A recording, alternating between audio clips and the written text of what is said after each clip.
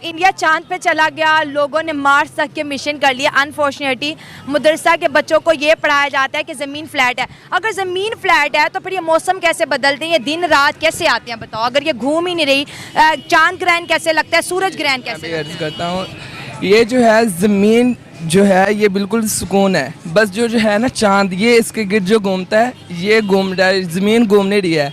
तो फिर सूरज भी घूम रहा है ज़मीन के गिर्द? सूरज जो है ना हर दिन निकलता है और अपनी रोज़ाना की कहते हैं जो होती है उसकी जहत उससे ऊपर ऊपर बढ़ता जाता है। और ऐसे कहते हैं सूरज ये पूरी ज़मीन का गिर्द चक्कर लगाता है, जो है ज़मीन वो घूम नहीं रही, ये जो सूरज है ये इसके इर्द गिर्द घूम रहा है, जिसकी वजह से मौसम के कहते हैं ठंडा होता है, गर्म होता है। इसी तरह के कहते हैं आसमान दिनों का छोटा बड़ा होना, ये भी कहते हैं सूरज के साथ ही है। इन जाहिलों की बातें सुन के संसार के जितने भी साइंटिस्ट हैं ना, वो सल्फास की गोली खा के मरने वाले हैं। वो कहते हैं कि हमें इस संसार में रहना ही नहीं है।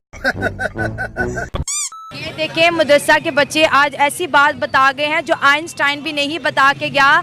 सूरज ज़मीन के गिर्द घूम रहे हैं। हम समझते हैं कि सोलर सिस्टम में तमाम सितारे सूरज के गिर्द जो है रोटेट करते हैं, लेकिन उन्होंने कहा कि सूरज जो है घूमता है, सूरज डूब जाता है, सूरज निकल जाता है, ऐसे ही है।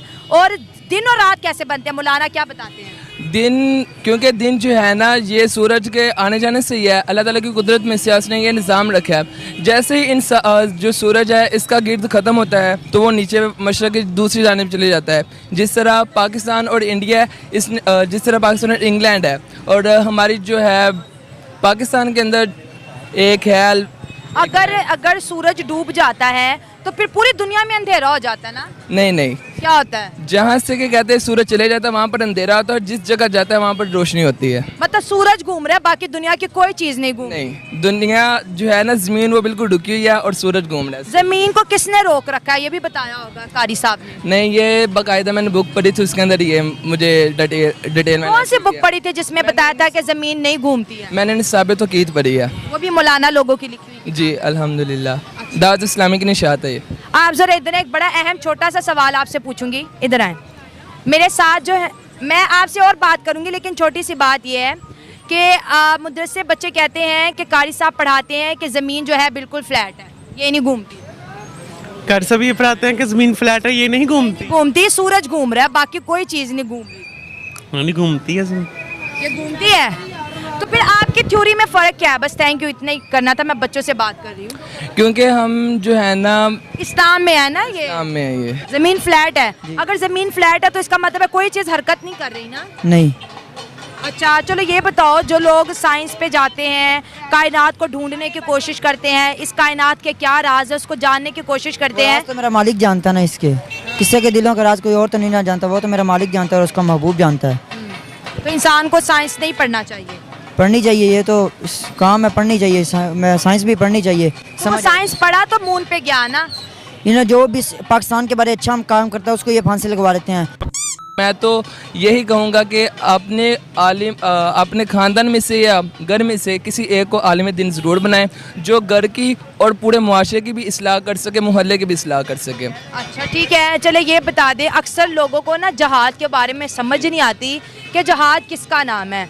जहाद किन लोगों के ख़िलाफ़ करना चाहिए, या मौलाना जहाद के बारे में क्या तालीम देते हैं? जिहाद जो है ये जहाँ पर भी कहते हैं कुफर और जुल्म हो रहा है मुसलमान पर। कुफर क्या है मुझे बताओ?